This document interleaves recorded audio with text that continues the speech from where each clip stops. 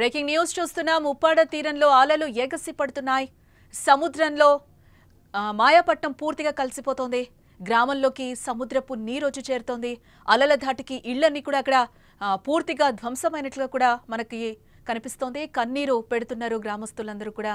పవన్ ఆదేశాలతో సహాయక చర్యలు అక్కడ ముమ్మరం చేసినట్లు కూడా మనకి బ్రేకింగ్ న్యూస్ లో సమాచారం అందుతోంది. సముద్రపు నీరు మాయాపట్నాన్ని కన్నీరు పెట్టిస్తోంది. బంగాళాఖాతంలో ఏర్పడిన అల్పపీడన ప్రభావంతో సంద్రం అల్లకల్లోలంగా మారి మాయాపట్నం గ్రామస్తులకు నిద్ర లేకుండా చేస్తోంది. రాకాసి అలలు 3 రోజులుగా దాడి చేస్తున్నాయి. కాకినాడ జిల్లా కొత్తపల్లి మండలంలోని సముద్రపు అంచున ఉండే ఈ గ్రామంలోకి తరచుగా సముద్రపు నీరు చేరుతోందని గ్రామస్తులు చెప్తున్నారు. జియో ట్యూబ్ రక్షణ గోడలు ధ్వంసం కావడంతోనే ఈ పరిస్థితి ఏర్పడినట్లుగా కూడా తెలుస్తోంది. మాయాపట్నంతో పాటు సూరాడపేట, జగారజుపేట, ఉప్పాడు, అమినాబాదు, కోనపప్పపేట గ్రామాలు రాకాస్యాల ధాటికి కోతబారిన పడినట్లుగా కూడా తెలుస్తోంది. ప్రస్తుతం మాయాపట్నం ప్రస్తుత పరిస్థితిపై మా ప్రతినిధి శ్రీనివాస్ మరింత సమాచారాన్ని అందిస్తారు. శ్రీనివాస్, అక్కడ పరిస్థితి మాయాపట్నం వద్ద ఏ విధంగా ఉంది అని అనుకోవచ్చు అంటారు? ఇక్కడ మనం విజువల్లో కూడా చూస్తున్నాం. రాకాస్యాలని కూడా ఎగసి పడితేనే ఒక పక్క ఊరు మొత్తం కూడా సముద్రంలో కలిసిపోయినట్టుగా కూడా మనకు కనిపిస్తుంది. ఏంటి అక్కడ సిచ్యువేషన్ ప్రస్తుతం? నమస్తే మేడం. ఇప్పుడు బంగాళాఖాతంలో ఏర్పడిన అల్పపీడన ప్రభావంగా 2 రోజుల నుంచి కురుస్తున్న వర్షాలకి కొత్తపల్లి మండల తీర ప్రాంత గ్రామాలపై విపరీతమైన ప్రభావం చూపిస్తుంది. వర్షాలు ఉప్పాడ తీర ప్రాంతాన్ని ఆనుకుని చాలా గ్రామాలు సోరాడపేట, జగ్గరాజపేట, ఉప్పాడ, మాయాపట్నం, అమీనాబాద్, కోనపపేట వంటి గ్రామాలు ఈ రాకాస అలల దాడికి కోతలు పడుతున్నాయి. ఇలా ఎన్నో సందర్భాలు జరుగుతూనే ఉంది. సుమారు ఈ అలల ప్రభావం వల్ల 18 గృహాల వరకు కూడా సాగర గర్భంలో కలిసిపోయేంటే అతిశక్తి కాదు. మరో 40 ఇళ్లు పాక్షికంగా దెబ్బతిని ప్రమాదకరంగా మారాయి. వాళ్ళు అక్కడ నివాసం ఉండడానికి కూడా చాలా భయానకరమైన పరిస్థితులు ఏర్పడ్డాయని చెప్పవచ్చు. లోతట్టు గ్రామమైన మాయాపట్నం గ్రామంలోకి ఈ సముద్రపు జలాలు ఏవైతే ఉన్నాయో అవి చొరబడ్డాయి. రాకాసి అలల తాకిడికి ప్రతి ఒక్కరు కూడా అక్కడ నివాసం ఉంటున్న వాళ్ళు ఇబ్బందులు పడుతున్నారు. ఎందుకనంటే అక్కడ ఈ రాకాసి అలల ప్రభావంతో ఇల్లులు కూడా నష్టపోయి, ఇల్లులు పడిపోయి వాళ్ళు జనజీవనం స్తంభించిందని చెప్పవచ్చు. వాళ్ళు జీవనం కొనసాగించడానికి కూడా పరిస్థితులు లేవు. చాలా మంది అక్కడైతే వాళ్ళకి తెలిసిన బంధువులు ఇళ్లలో తలదాల్చుకుంటున్నారు. కొంతమంది అయితే అక్కడే నివాసం ఉంటున్నారు. పరిస్థితులు తగ్గట్టు కూడా వాళ్ళు అక్కడ భయాందోళనలతోనే జీవనం సాగిస్తున్నారని చెప్పవచ్చు. ఎందుకనంటే ఇక్కడ ఉప్పాడ తీర ప్రాంతంలో చాలా చోట్ల లోతట్టు గ్రామాలు జలమయం అవుతున్నాయి. ఇరుగు పొరుగు ఇళ్లలోనే వాళ్ళ జీవనాన్ని కొంతమంది సాగిస్తున్నారు. అక్కడ పరిస్థితిని పవన్ కళ్యాణ్ గారు వెంటనే చక్కదిద్దమని చెప్పి ఆదేశాలు జారీ చేశారు. అధికారులను అప్రమత్తం చేశారు. వెళ్లి వాళ్ళకి సహాయక చర్యలు ఏర్పాట్లు చేయమని చెప్పి కూడా వాళ్ళని హెచ్చరించడం జరిగింది. పవన్ కళ్యాణ్ గారి ఆదేశాలతో అధికారులు అక్కడ వాళ్ళకి సహాయ చర్యలకు ముమ్మరం చేయడానికి ఏర్పాట్లు అయితే చేస్తున్నారు. అంటే శ్రీనివాస్, అధికారులు ముందుగా అక్కడ గ్రామస్తుల్ని అప్రమత్తం చేయలేదా? అంటే ఎప్పుడు కూడా ఇదే రిపీట్ అవుతుంది అని కూడా చెప్తున్నారు. అలర్ట్స్ ఏమి వాళ్ళకి జారీ చేయలేదా?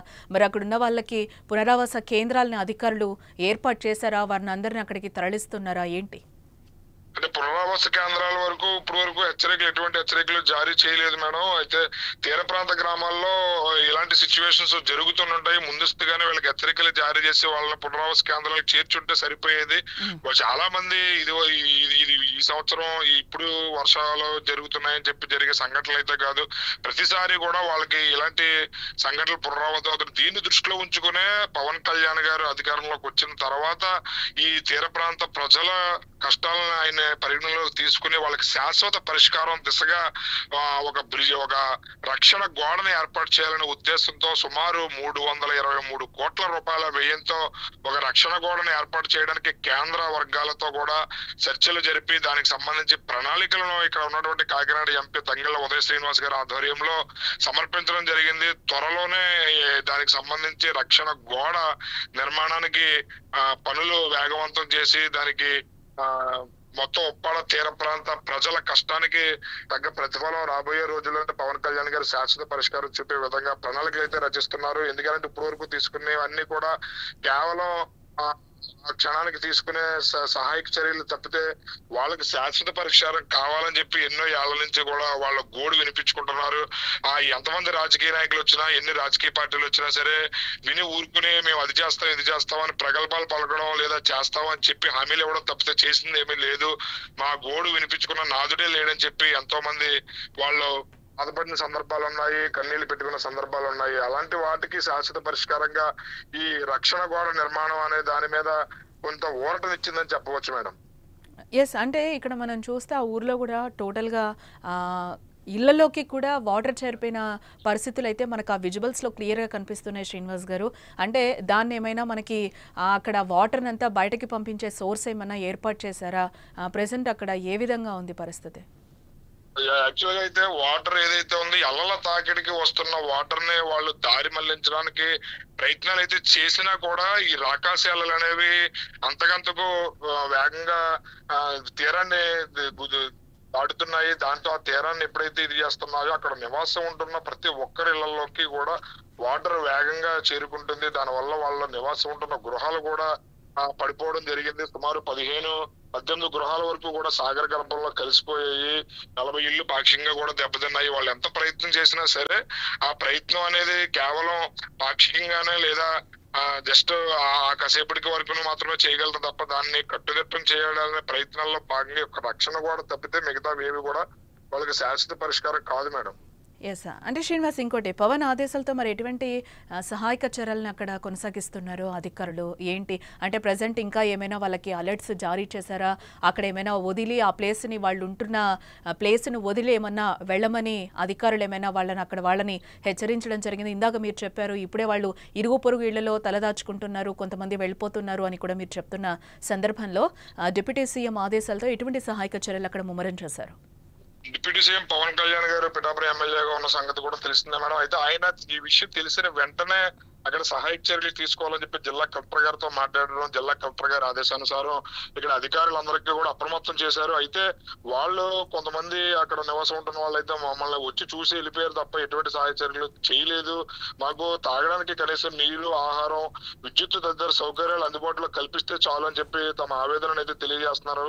అదే విధంగా గృహాలు కోల్పోయిన నిరాశ్రయులను వారికి పునరావాస కేంద్రాలు ఏర్పాటు చేస్తే బాగుండేది, మాకు పునరావాస కేంద్రాలు లేవు అని చెప్పి కూడా తమ ఆవేదన అయితే తెలియజేస్తున్నారు మేడం. ఏదైనప్పటికీ పవన్ కళ్యాణ్ గారి ఆదేశానుసారం కలెక్టర్ గారు వెంటనే అధికారులు అప్రమత్తం చేయడం అయితే జరిగింది. దానికి తగ్గ సహాయక చర్యలు కూడా ఇంకా బాగా చేస్తే బాగుంటుందని చెప్పి తమ ఆవేదన అయితే తెలియజేస్తున్నారు. రైట్ శ్రీనివాస్. ఎస్, మొత్తంగా అది డిప్యూటీ సీఎం చొరవతో అక్కడైతే సహాయక చర్యలు ముమ్మరం చేశామని కూడా అధికారులు చెప్తున్న పరిస్థితి అయితే మనకి కనిపిస్తుంది. ఎస్, వాళ్ళందరూ కూడా ఇరుగు పొరుగు ప్లేసెస్కి వెళ్ళి వాళ్ళ ఇళ్లకి వెళ్ళి కూడా అక్కడ మేము తలదాచుకుంటున్నామని చెప్తున్నారు. ముందుగా అలర్ట్స్ జారీ చేస్తుంటే బాగుండేది అని కూడా చెప్తున్నారు. పునరావాస కేంద్రాలు ఏర్పాటు చేయాలి అని కూడా మాయాపట్నం ప్రజలు, గ్రామస్తులు ఎవరైతే ఉన్నారో వాళ్ళందరూ కూడా కోరుకుంటున్న సిచ్యువేషన్స్ అయితే కనిపిస్తున్నాయి. సముద్రపు నీరు మాయాపట్నాన్ని కన్నీరు పెట్టిస్తుందని చెప్పుకోవచ్చు. ఆ విజువల్స్ అన్ని కూడా చూస్తుంటే మనకి కనిపిస్తుంది. వాటర్ అంతా కూడా నీళ్ళన్నీ కూడా ఇళ్లలోకి వెళ్ళిపోయిన పరిస్థితులు అయితే మనకి కనిపిస్తున్నాయి. అలాగే బంగాళాఖాతంలో ఏర్పడిన అల్పపీడన ప్రభావంతో సంద్రం కూడా అల్లకల్లోలంగా మారింది. మాయపట్న గ్రామస్తులకు నిద్ర లేకుండా చేస్తుందని కూడా ఇక్కడ మనం చెప్పుకోవచ్చు.